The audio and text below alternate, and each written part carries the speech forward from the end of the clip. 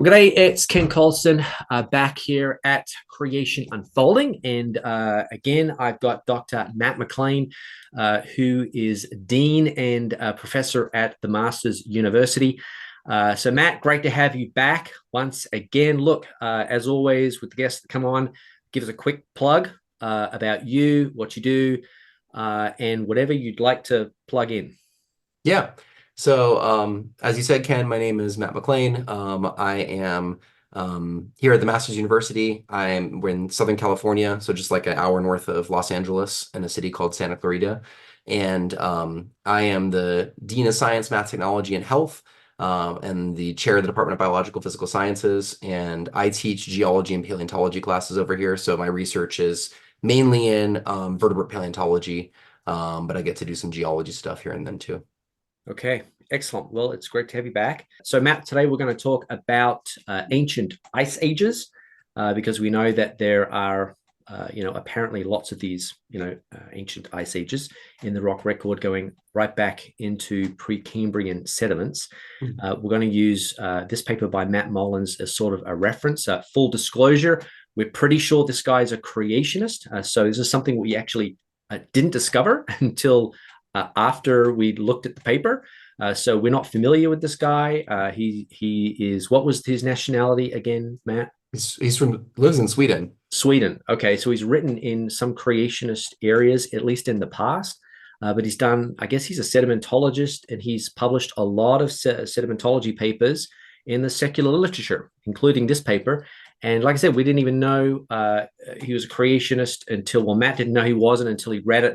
And as I was looking at it, I recognized the name. So, full disclosure, although that shouldn't have any bearing on our discussion because he's published this paper and many other papers in peer-reviewed secular journals. Okay, so that's his field. It is sedimentology. So we're going to be looking at this topic. Matt, start us off. Why is this an issue for Yep. creationists?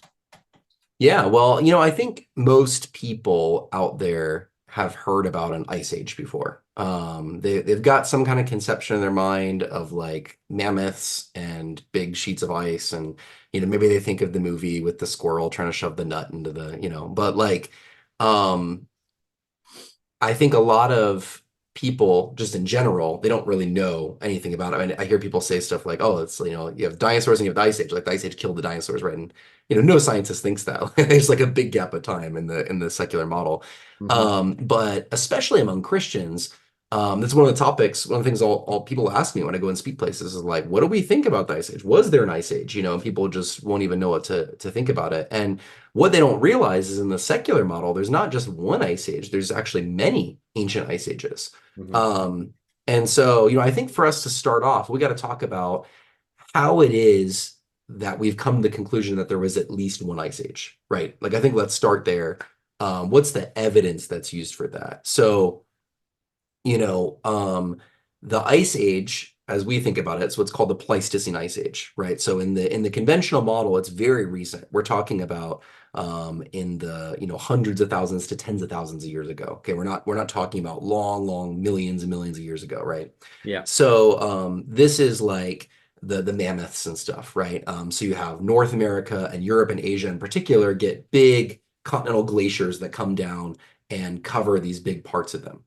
And so, people haven't always recognized this, obviously. And it was discovered as people started to find all these interesting geological and geomorphological features in the northern continents. And they're trying to figure out what caused this, right? So they'd find these caves full of bones of animals that don't live in these places today, hyenas and mammoths and woolly rhinos and stuff like that. And then they would find interesting geological stuff, right? They find these big boulders that were just completely out of place, right? You'd find a giant boulder of like granite or gneiss or something, and it's like there's none of that rock anywhere around for hundreds of miles, right? You would find these big, thick deposits of really poorly sorted stuff, just random sizes of things that there didn't seem to be layering or anything. And then they'd find stuff like if you had bedrock that was exposed, right, there'd be these giant scratches on the bedrock and they'd be parallel with each other, all facing the same way.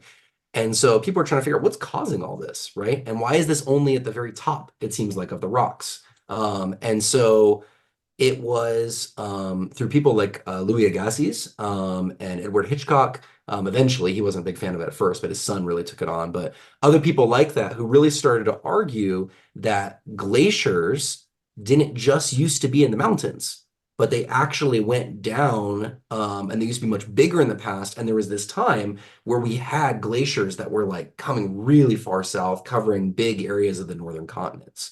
Mhm. And so today, as we look at the evidence for that, when you look at Canada, I mean, so much of Eastern Canada is just flat, right? And the thinking is part of that's structural, but a lot of that has to do with, especially the exposure of the bedrock has to do with glaciers coming through. The Right. fact that we've got the Great Lakes where we have them in the United States, and a lot of these smaller lakes and what are called glacial moraines, these big snake-like hills that form where the glacier used to go. There's lots of really good evidence that we used to have these big continental glaciers that have since melted away, and today they only exist over Antarctica and Greenland for the most part. Hmm.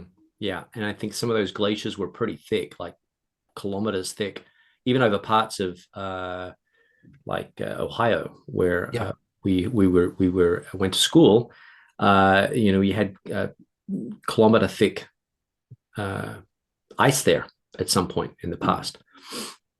so And yeah, when you're thinking about that much ice, right? Hundreds of meters thick of ice that's sitting on top of continents, um, it's going to like add weight, right? And right, so it pushes down the ground.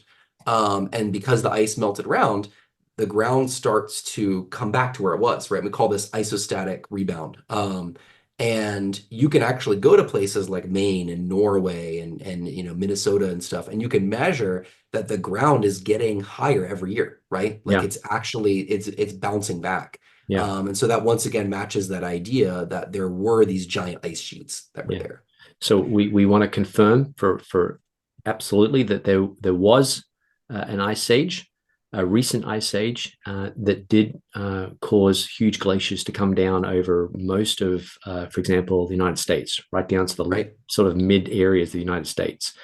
This was a global phenomenon, and we say that because I guess there are some people. I mean, there are always naysayers out there. Sure. So there are some people who don't believe there was an ice age, just Yeah. like there are some people who believe the Earth is flat. So you've always got people believing all sorts of weird and wonderful things, and of course, people think that we believe weird and wonderful things because we're creationists too. But we do believe in this recent ice age. So there Yeah. was a recent ice age. Great. Why? What's the problem when we're talking about other ice ages? Yeah. So, if you're thinking like a uniformitarian geologist, right, that you're a secular geologist, you're thinking the present is the key to the past. It would be really weird if there was like only one ice age, like one time in the entire 4.6 billion years of Earth history when you had climate got cold enough and everything, and you had an ice age, right? And so it makes sense as a secular geologist to think, hey, there's probably been other ones in the past. And there are features in the rock record lower down that have similarities to things we see in the Ice Age. You can find rocks with big scratches in them. You can find out-of-place boulders, all this kind of stuff we talked about before. Mm-hmm. Now, from a creationist perspective, we might only expect one Ice Age. Because if we're thinking, first of all, a short time scale, right? And if we're thinking about a global flood that happened, Right. and then recovery from the global flood, kind of the typical creationist thinking on the Ice Age has been this idea that when you had the global flood happen, after the flood, the oceans were still somewhat warm and or warmer than they are today, which causes lots and lots of evaporation, which causes precipitation on the continents, which would allow in the northern continents the rapid buildup of snow and ice, right? Yep. And yeah, And aerosols in the yes, air as well, causing the atmosphere to be cooler. right. You have lots of volcanic activity that would have been going on during the flood and after the flood that would have, added to that. And so there's people like Steve Goldmer that have been doing some good modeling on this, Mike Ord back in the day with it. And there's some really promising, exciting stuff there. And I think that potentially we might be able to explain how an ice age can happen better than the conventional model ultimately, Right. because conventional model, you got that idea of present is key to the past, that the things that are happening should be happening. Why are you having this massive climate change? Anyway, from a creationist perspective, we'd be really shocked if there were like a bunch of ice ages in the past, Right. right? Because first of all, there hasn't been that much time. Yeah. And second of all, a lot of the layers, and we argue about which ones, but we think, at least most of us, that a lot of the layers were made by the flood. And Yeah. so we wouldn't expect there to be ice age deposits during the flood. Right. And even in the pre-flood world, yeah, I mean, sure, there could be glacial ice. I mean, I don't have a problem with that. The Bible doesn't tell us a lot about the pre-flood world. But certainly, I don't think that in the 1600 years or so in between that you can have tons of ice ages crammed into there, right? Right. Right. It doesn't really make sense. And so, as creationists, we're skeptical of the idea that there have been all these past ice ages, Yeah. whereas in the secular community, for the most part, most of them have been embraced. Yeah.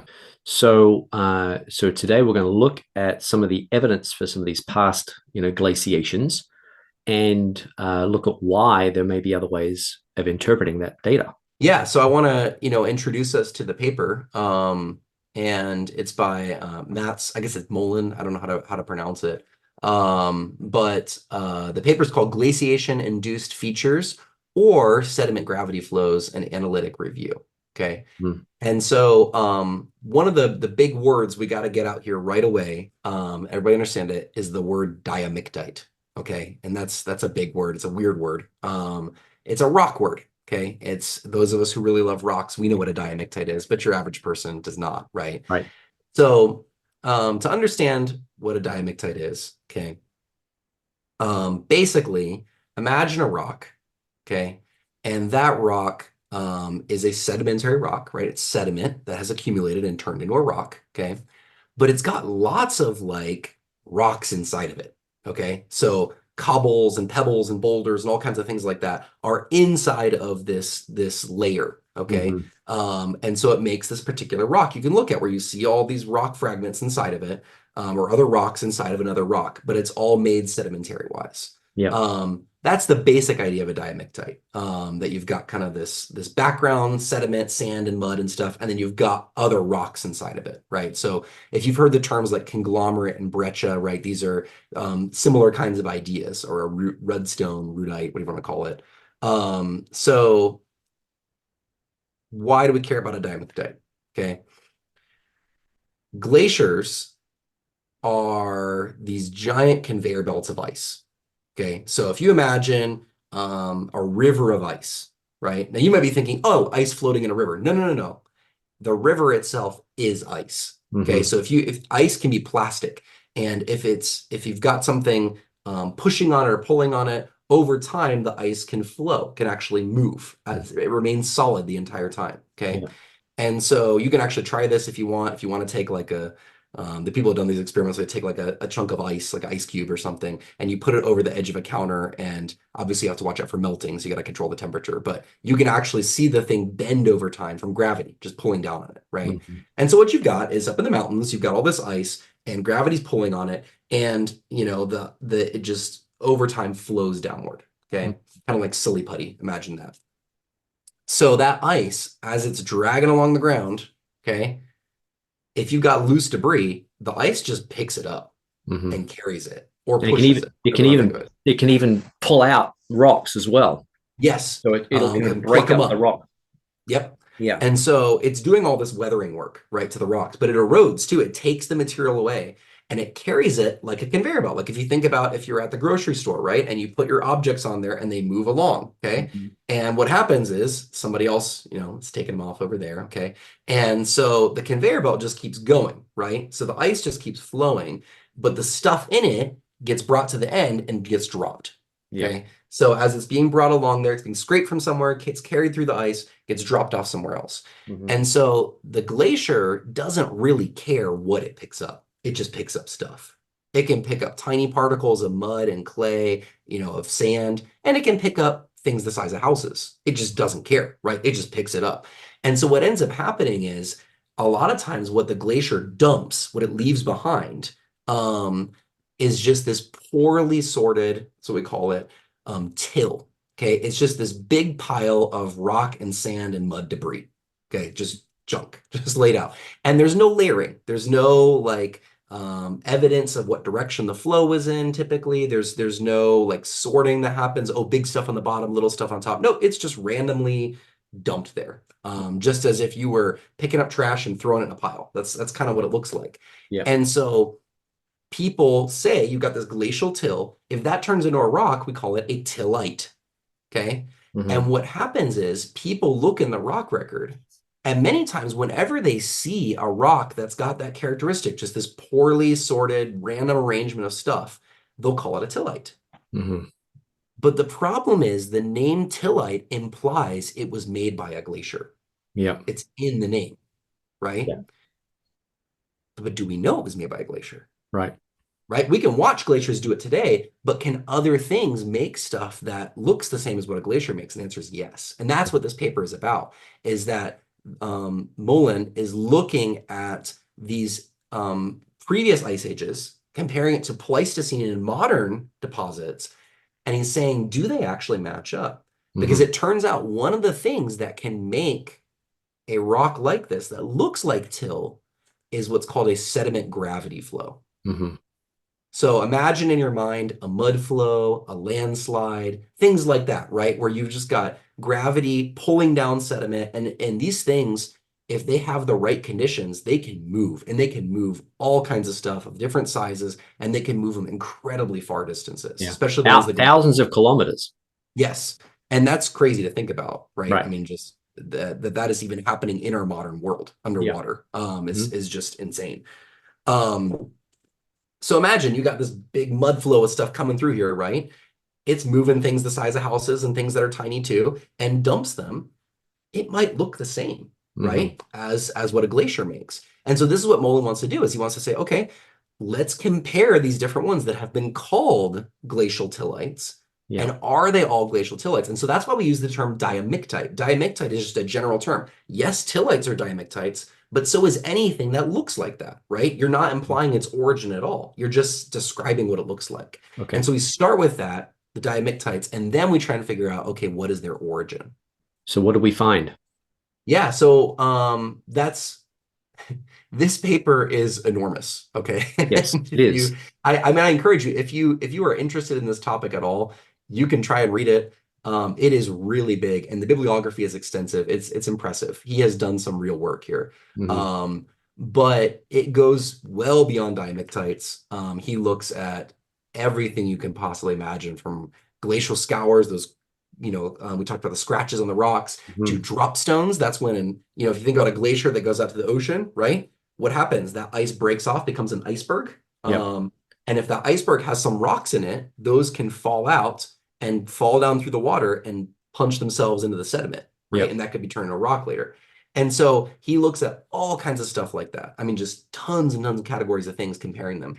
And what he finds is that basically, it doesn't matter which of these criteria you're looking at. It does matter some, but in almost all these criteria, what we're seeing in these supposed past ice ages don't really match all that well to what we see in the Pleistocene ice age, the one that we all recognize that was an ice age. Right. And you can see some examples, so he looks at, for instance, the things that are supposed dropstones, right? And they don't actually match all that well to modern ones, or ones from the Pleistocene ice age, where you can see them really punch through the sediment. A lot of times you can see the sediment just kind of moves around it, which is the kind of thing you'd expect to see in a sediment gravity flow. Right. And that's what's interesting, is pretty much all the things that look like evidence for ancient ice ages can be explained just as well, if not better, than sediment gravity flows. Yeah, he did talk. He had a whole bunch of examples in there where dropstones can form by floating debris. And we've gone out on several geology excursions, and I remember once we found this tree on its side, and in the roots there were hundreds of cobbles. I mean, large cobbles like this big. Hundreds of these cobbles locked up in the roots of the tree. And so this tree was floating out over the ocean, and some of those rocks came loose. They'd act exactly just like a dropstone. And there's a number of different examples he could get. I mean, he even talked about algae can carry huge amounts, hundreds of kilograms worth of rocks. Even some stromatolitic material can carry rocks as well, and dump them just like a floating iceberg could as well. So I think that was pretty interesting. That we don't know what dropped the ice. It doesn't necessarily what dropped the stone into the underlying sediment. It could have been some kind of floating debris. Yeah. Yeah, so when we talk about the dropstones, for instance, he says, published photos and descriptions of ancient dropstones generally show that laminae, that means the little layers around them, have been bent around the clast or slightly pressed down, not commonly cut or crushed, right? Whereas if you look at modern ones, they cut through things, they crush them, the layers don't go around them. Right. And so he's saying that's actually what you see with sediment gravity flows. That's much more common, that they'll bend with the layers kind of thing. Right. So so just to clarify, in modern glacial deposits, which we know are glacial, you do find these dropstones, and the dropstones, the stones actually cut through the layers. So there's layers in the underlying sediment, and the stone drops in, especially if it has like a sharp edge or something like that. It'll cut through the layers just like a pair of scissors, and you can see the cut. But in these ancient, glacial deposits with these dropstones, typically the layers actually fold themselves around the rock, which would be better evidence for a sediment gravity flow. So we had the dropstones. What other interesting tidbits did you find? Yeah, well, we should talk about the diamictites, right? Because I brought that up before, the tillite diamictite thing. Can you look at a diamictite and tell, was this caused by a glacier or sediment gravity flow? So the first thing we have to say is probably in many cases, it's going to be very difficult. You might be able to, but it's going to require a lot of extra work. Like he does some SEM work in here and stuff, right? Right. But there are some things that when you look at the ancient tillites, they don't match up well with like Pleistocene tillites and modern tills, right? So for instance, till, like modern till, contains a lot of what's called rock flour. Okay, so this is all the rocks that are sort of all different shapes and sizes. And so the flour, like FLOUR, right? So you think about like what you bake with. That's material with a grain size less than 2 microns. Okay, right. so really fine stuff is mixed in, like you said, with all the different sizes, right? So modern tills have lots of that really fine stuff mixed in. Yep. What's interesting though, if you look at the ancient supposed tillites, they don't really have that, right? So he gives some examples. He says the Saharan and Saudi Arabian Ordovician diamictites, which are thought to be caused by glaciers. He says they're composed of similarly sized material as the underlying sandstones. They don't have very much rock flour, right? Diamictites in China, he says, are also sandy to silty. What's interesting though, that can easily happen with a sediment gravity flow. Right. Like you don't have to have rock flour, right? Yeah. Another thing he says with the tillites, which is interesting, he talks about the sizes of these things, right? So when you're looking at a modern till deposit, right? Like if you go out to Canada or Finland or a place like that where you've got glaciers and like, what do you see, right? In Canada, he says the thickness of the till is 2 to 10 meters thick, right? Right. Finland, it's 2 to 3 meters. Sweden, 5 to 15. Norway, the mean till layer is 5 meters. So, like that 2 to 10 meters kind of deal, right? Yeah.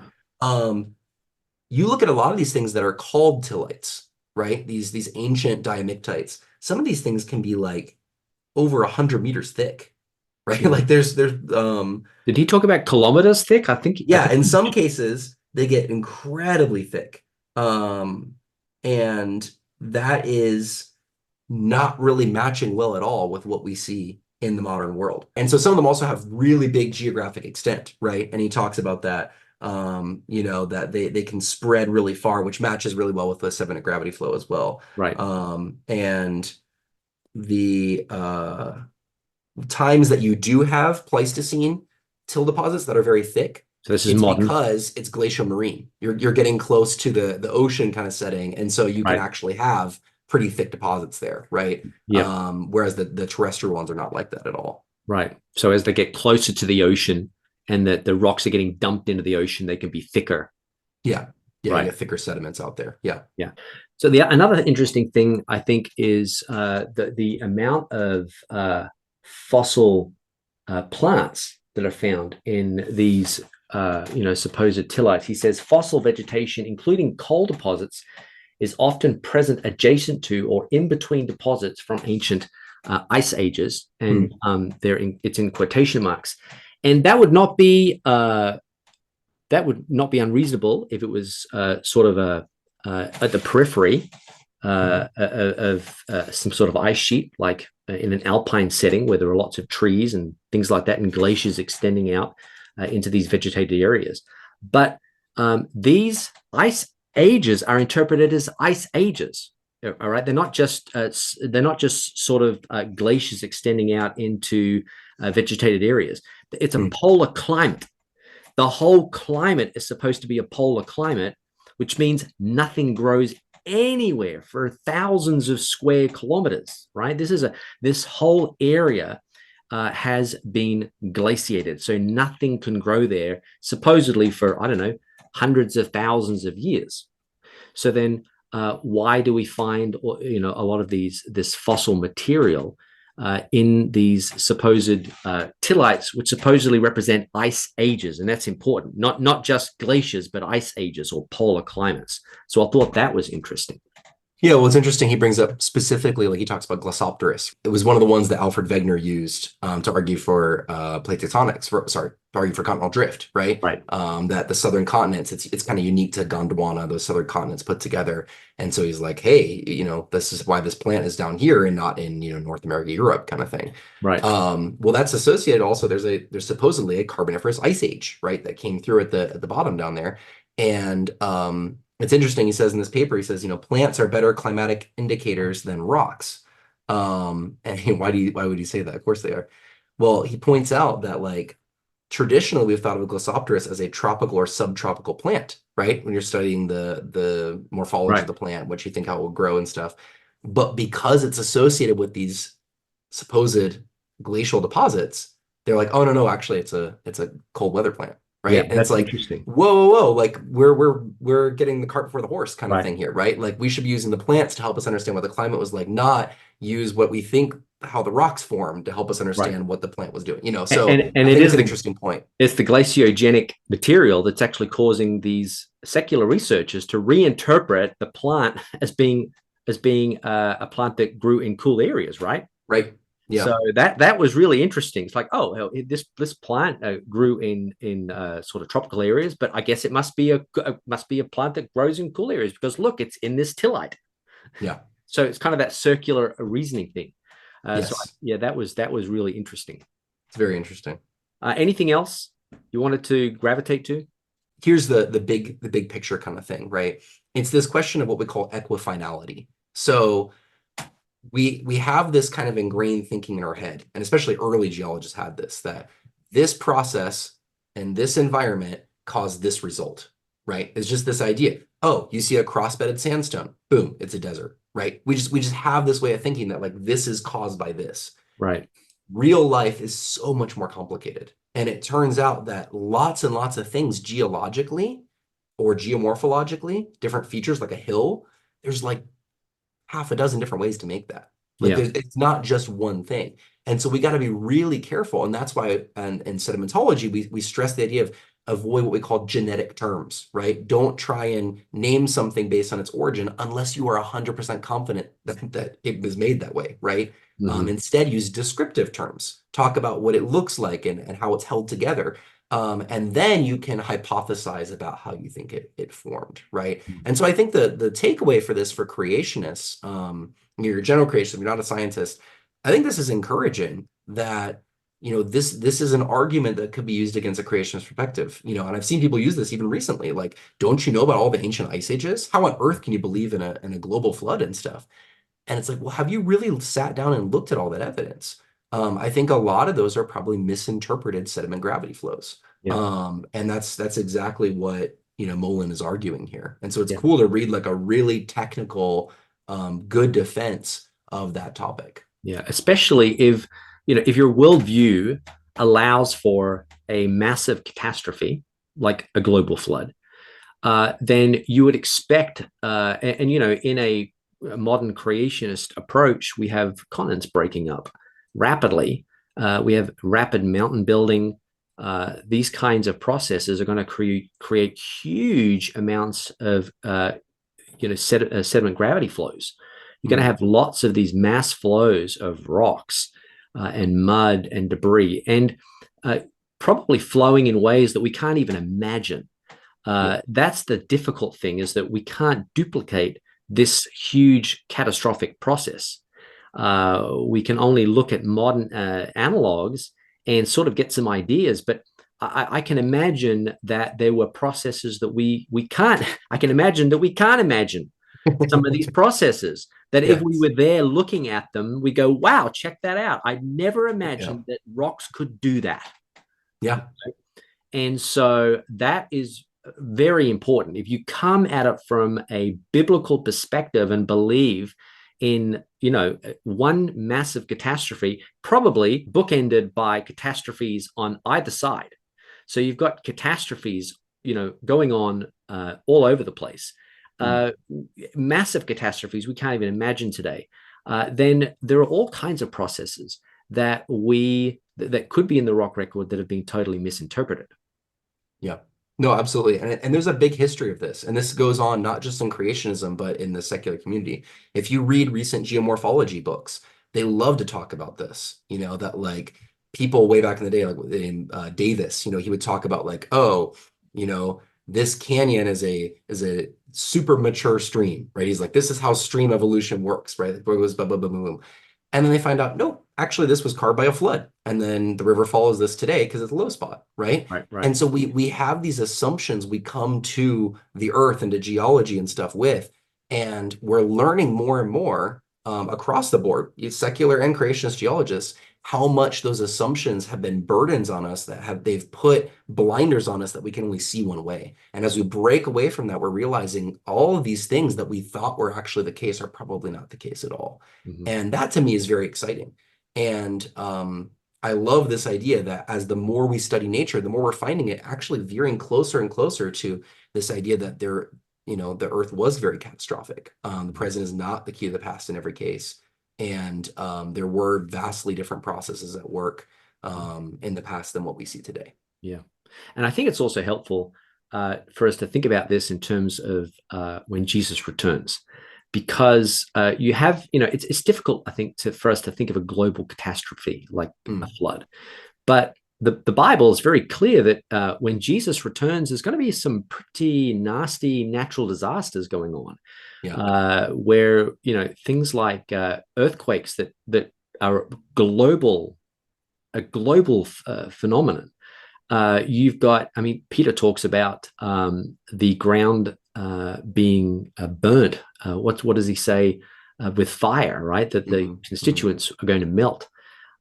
You have other things in the book of Revelation. Some people even think that maybe a comet will strike the planet based on the burning mountain that hits the ground. It's a possibility, and the book of Revelation is very symbolic. But it's a possibility that there are extraterrestrial events like that going on as well.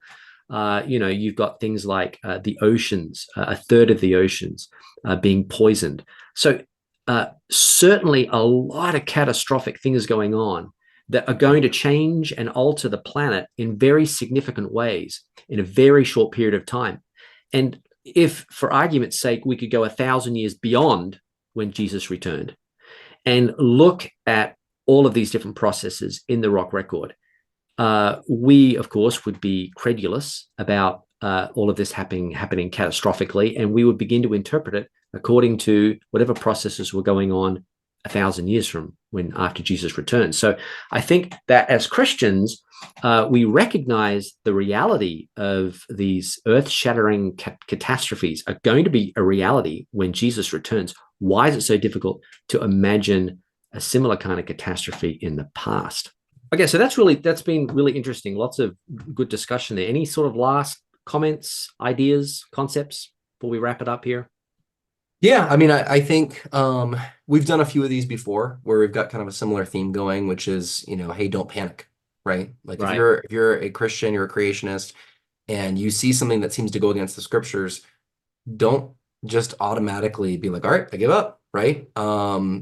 Yeah, there sometimes, a lot of times, there's a lot of interpretation involved, right? Yeah. And so just because a particular geological or paleontological thing has been interpreted in one particular way doesn't mean that's necessarily right. Yeah. And so I'm not suggesting that you go out and question everything. I am Mm. suggesting that we be critical, skeptical people when it comes to science, right? We should be. And we should realize that the scriptures are true.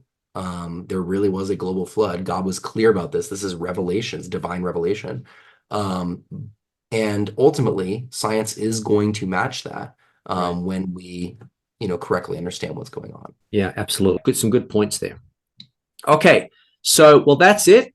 Matt McLain, thank you again for joining us. I don't know what we'll talk about next time, but this has been a great study. It was a great paper. It was a long read, but I think it was profitable, very, very profitable. And I encourage you guys out there to go ahead and get that paper and read it. So that's all from me here, Ken Coulson at Creation Unfolding. Don't forget, pound that like button if you are in any way helped by this video. Go ahead and pray as well. I always appreciate that. And look, there is a link there in the description for PayPal. So if you're interested in giving, always appreciate that. And we'll see you next time. Thanks and goodbye.